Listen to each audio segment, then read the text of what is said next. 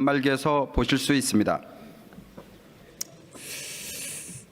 존경하는 국민 여러분, 동료 의원 여러분, 제432회 임시회 2026년 2월 국회를 개회합니다. 새 정부가 출범하고 이제는 새로운 대한민국으로 가야 한다는 국민들의 기대와 요구가 어느 때보다 높습니다. 저성장을 돌파할 성장 동력을 만들어내고 민주주의를 더 단단하게 세우며 국민의 삶을 실질적으로 개선하라는 것입니다. 새로운 성장 동력은 정부가 나서서 기업과 함께 희망적인 모습을 만들어내고 있습니다. 지난해 수출과 외국인 관광객은 사상 최대치를 기록했고 주가지수도 연일 최고치를 경신하고 있습니다. 국내외 주요 기관들은 모두 올해 대한민국 경제 성장률을 선진국 평균을 상회하는 2% 안팎으로 전망합니다. 반도체뿐 아니라 AI, 로봇 같은 첨단 분야에서 우리 기업과 기술력이 세계적으로 주목받기 시작했습니다. 이러한 긍정적 신호들이 실제 성장으로 이어지도록 국회도 적극적인 정책과 입법으로 뒷받침해 가야 합니다. 민주주의 제도 개혁은 치열한 논쟁을 통해 입법이 진행되고 있습니다. 국민 눈높이에 맞는 개혁으로 사법정의를 비롯한 민주주의가 온전히 실현되고 제도 안착을 통해 사회적 신뢰가 회복될 것으로 기대합니다. 민생개혁은 우리 국회가 책임지고 더욱 힘있게 추진해야 합니다. 최근 우리 사회가 아프게 경험한 바에 따르더라도 국민의 삶이 나아지지 않으면 정치적 민주주의는 사상 누각과 다름없습니다. 민주주의가 국민의 삶을 나아지게 할 수 있는가? 민주주의가 국민의 먹고 사는 문제에 도움이 되는가? 라는 국민의 물음에 답해야 합니다. 그래서 저는 오늘 바로 이 민생개혁, 민주주의 너머의 민주주의에 대해 말씀드리고자 합니다.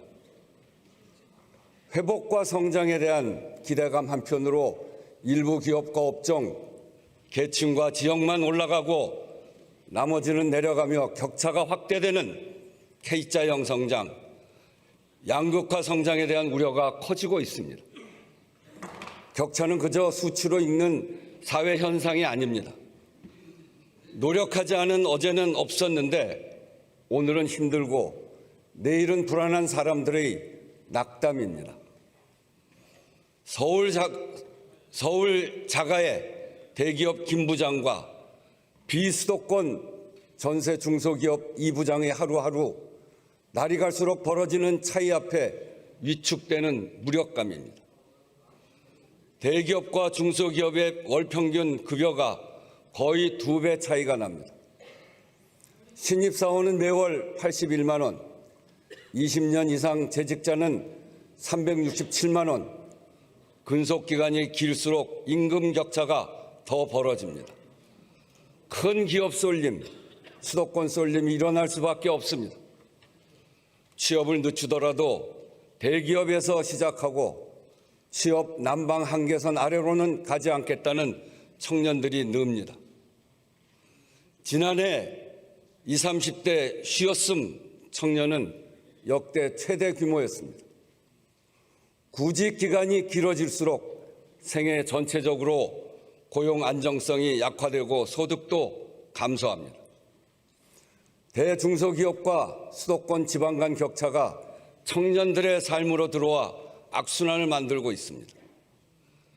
김 부장과 이 부장의 격차는 임금이 끝이 아닙니다. 소득의 차이가 자산의 차이로, 건강과 여가에 쓰이는 시간과 비용의 차이로 이어집니다. 자녀들의 학업 성취와 진학에도 영향을 미칩니다. 지난 5년 사이 고소득과 저소득 계층 간 순자산 격차는 5배에서 8배로 뛰었습니다. 집값 격차는 더 커서 하위 20% 아파트 14채를 팔아야 겨우 상위 20% 아파트 한 채를 살 수 있습니다. 2025년은 자산 불평등이 가장 컸던 해입니다. 올해는 더 커질 수 있습니다. 구조적 불평등과 불공정 질서 속에서 전방위적으로 확대되고 있는 격차를 줄여나가야 합니다. 사회 통합을 저해하고 민주주의 기반을 훼손하며 국가 경제의 지속적 성장과 발전에도 중대한 걸림돌이 될 수 있습니다. 국회가 이 문제를 해결해야 합니다. 첫째, 공정한 시장 질서를 만드는 데 더욱 힘씁시다. 기울어진 운동장을 바로잡아 경제 전체의 생산성을 높여야 합니다. 중소기업과 골목의 사업장도 괜찮은 일자리가 되게끔 만들자는 것입니다. 최근 우리 국회는 입법을 통해 시장에 만연한 불합리, 불공정 관행을 바로잡을 새로운 룰 몇 가지를 만들었습니다. 가맹점주단체에 실질적인 교섭권을 부여했습니다. 중소기업이 납품 단가의 에너지 비용을 반영할 수 있도록 했고 하도급 대금 지급 보증 의무도 확대했습니다. 기술 탈취 피해 중소기업의 증거 접근권을 확보하는 한국형 증거 개시제도 K-디스커버리도 도입했습니다. 정말 의미 있는 진전이지만 가맹사업법의 10년, K-디스커버리와 제대로 된 납품단가 연동제까지 약 6년, 너무 오래 걸렸습니다.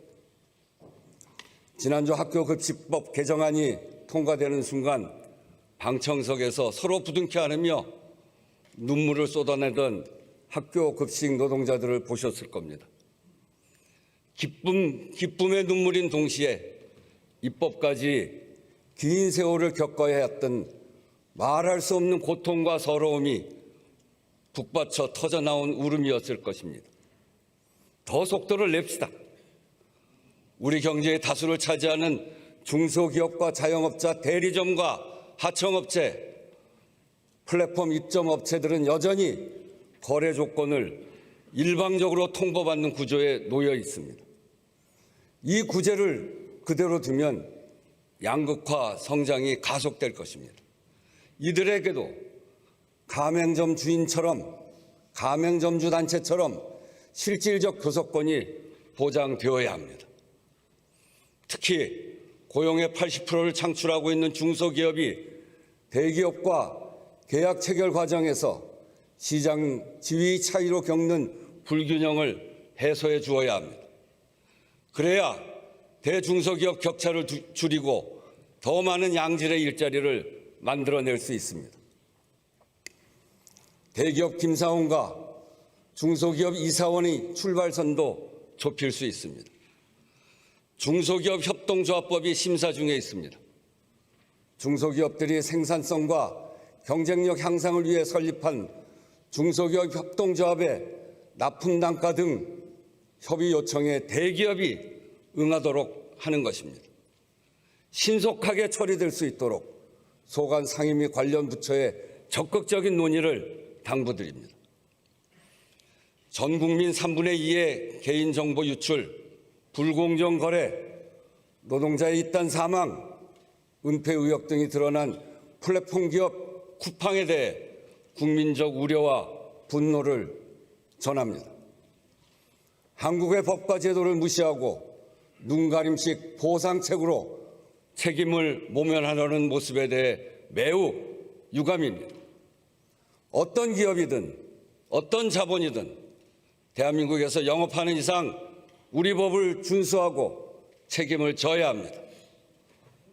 국회는 소비자 보호와 개인정보 안전, 공정한 거래 질서와 노동 안전이라는 기준이 흔들리지 않도록 필요한 제도적 보완에 나서야겠습니다.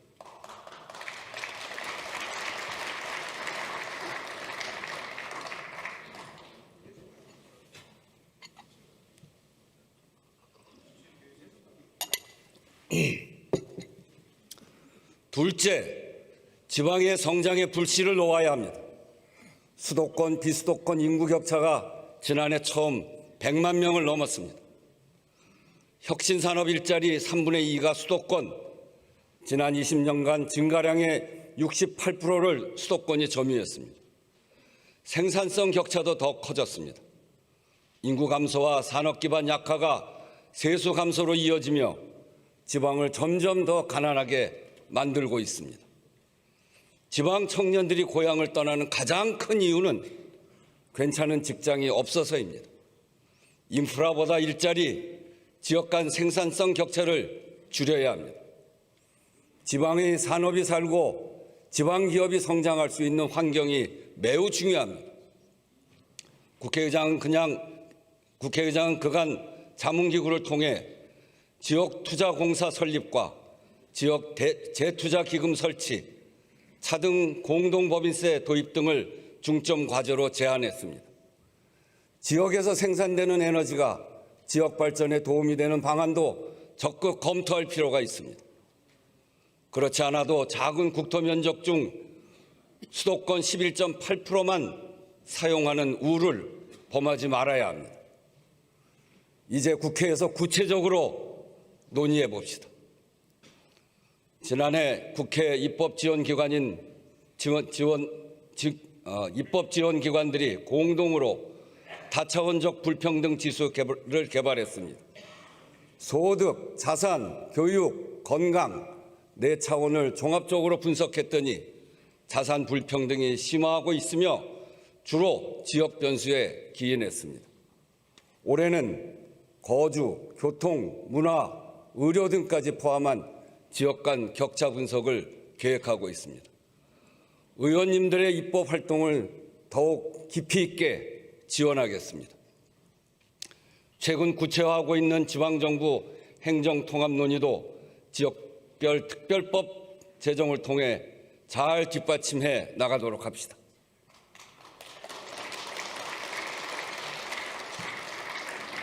셋째, 기술 혁신의 속도만큼 사회 안전망 강화 속도를 올려야 합니다. 지난달 AI 기본법이 세계 최초로 시행되었습니다. 우리 AI 산업의 경쟁력을 높이고 글로벌 거버넌스 주도권을 확보하기 위해 여야 합의로 통과시킨 법입니다.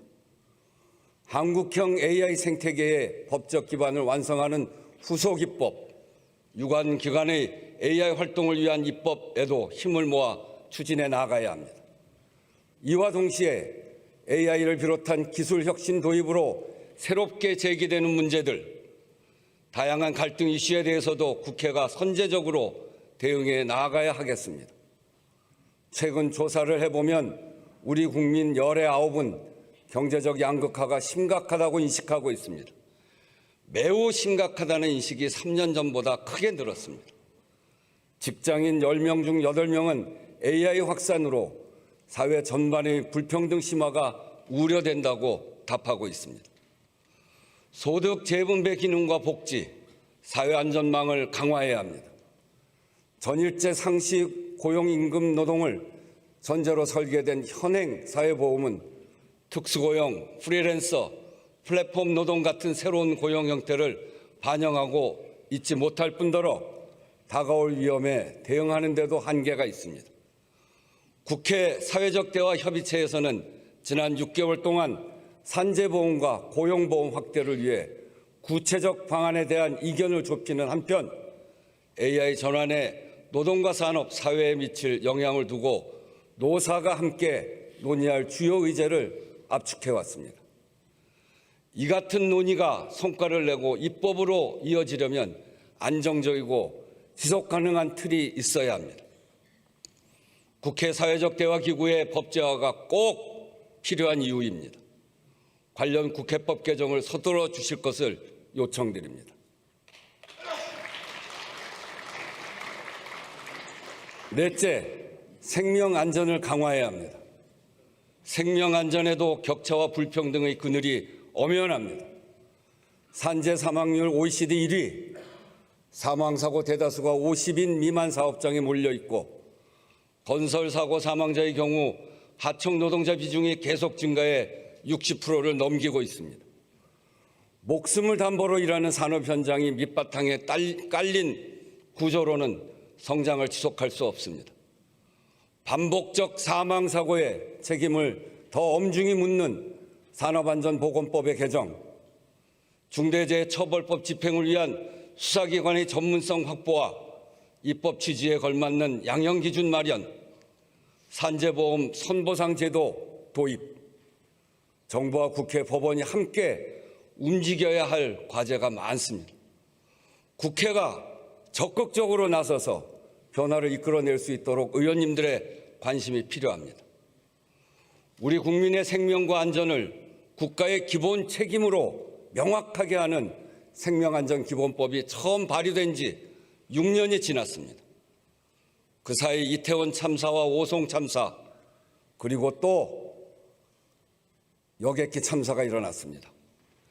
개별 사고마다 특별법을 만드는 방식으로는 사회적 참사의 악순환을 끊을 수 없습니다. 무고한 희생을 거듭하면서 확인하는 이 비정한 입법 지연을 더는 이어가서는 안 됩니다. 세월호 참사 17주기가 되는 오는 4월 16일 국민 안전의 날 이전에 국회가 책임 있게 이 법을 마무리할 수 있도록 속도를 내주시기를 의원님 여러분께 당부드립니다.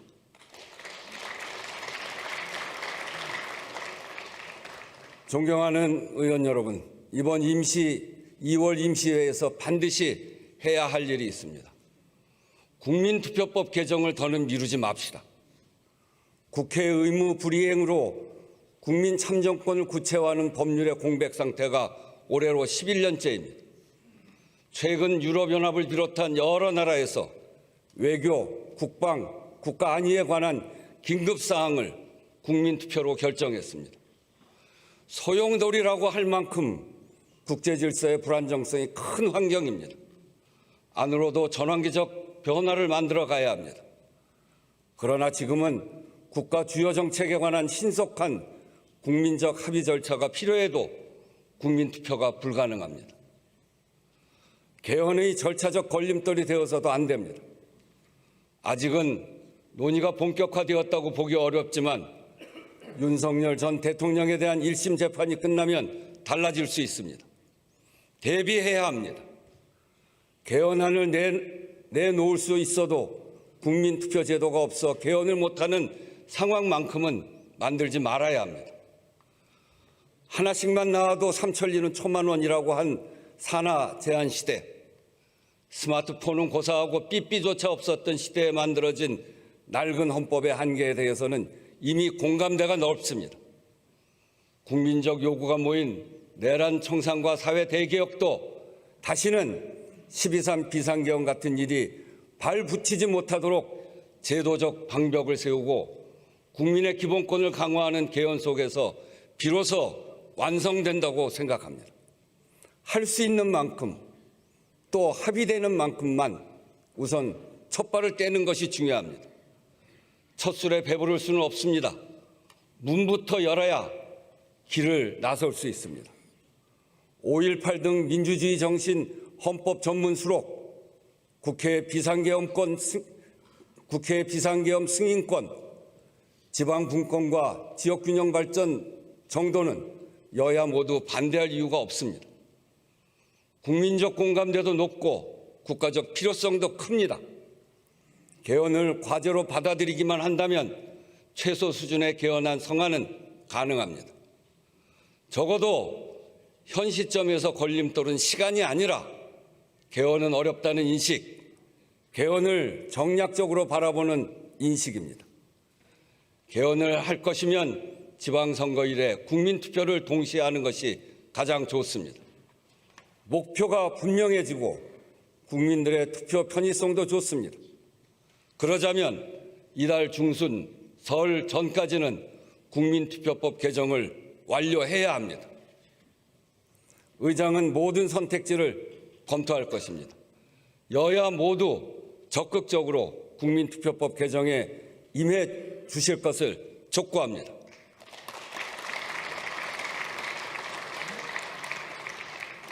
국회 개혁에도 뜻을 모읍시다. 국회 운영의 비효율성, 비생산성은 사회적 비용을 증가시킵니다. 시대와 발맞추지 못하는 문화는 조직 전체의 역량과 신뢰를 약화시킵니다. 국회 스스로 변화와 혁신의 걸음을 재촉해야 합니다. 국회개혁자문위원회에서 제출한 권고안을 여야 정당에 전해드리고 있습니다. 국회 운영과 입법, 규범과 문화를 아우르는 과제입니다. 추진 절차와 그에 따른 적용 시기에 차이가 있겠습니다만 국회 윤리특위 상세라는 후반기 원구성부터는 반드시 적용되기를 바랍니다. 2018년 비상설특위 전환 후 구성 지연과 징계안 심사의 장기 표류가 반복되었습니다. 우리 22대 국회도 지금까지 윤리특위를 구성하지 못했습니다. 국민들 보시기에 부끄러운 일입니다. 윤리특위를 상설화해 국회 윤리 문제를 국민 눈높이에서 다루고 신뢰를 회복할 수 있도록 적극적인 협조를 당부드립니다. 오는 4월 국회 기록원이 개원합니다. 오래전부터 논의됐는데 우리 22대 국회가 결실을 내서 참으로 뜻깊습니다. 국회의 의사결정, 입법과 정책의 변화 과정 자체가 수많은 민의와 고뇌가 담긴 민주주의 역사입니다. 국회 기록원은 그 현장을 국민께 공개하고 300명 모든 의원의 의정활동 기록을 국가적 자산으로 남겨 후대에 전하는 민주주의 아카이브가 될 것입니다. 존경하는 의원 여러분, 대한민국은 지금 거대한 전환점에 서 있습니다. 나라 안팎으로 거센 도전이 이어지고 여러 과제가 얽히고 설킨 복잡한 현실입니다만 국민의 눈, 국민의 삶이라는 관점에서 보면 분명해집니다. 중심은 국민의 하루하루를 더 나아지게 만드는 일입니다. 그것이 비상경과 국가적 혼란을 견뎌내고 각자의 삶의 현장에서 급변하는 시대의 파고를 헤쳐나가고 있는 국민들에 대한 도리이고 국회의 책무라고 생각합니다. 몇 달 후면 22대 국회가 임기 반환점을 돕니다. 절반의 성적표를 받아들기에 앞서 국민을 지키는 국회, 미래로 나아가는 국회를 다짐했던 개원 당시의 초심, 그리고 국가적 혼란의 시기에 국민이 국회에 보내준 기대와 신뢰를 되새깁시다. 격변의 시기입니다. 국회가 책임 있게 대처해 나가야 합니다. 개혁으로 민주주의 기둥을 단단히 세우고 민생으로 국민의 삶으로 입증되는 민주주의로 나아갑시다. 의장도 이를 위해 필요한 법안은 의지를 갖고 처리해 나가겠습니다. 경청해 주셔서 감사합니다. 이상으로 개회식을 모두 마치겠습니다. 잠시 후 제1차 본회의가 바로 개의되겠습니다. 의원님들께서는 의석에서 잠시만 기다려 주시기 바랍니다.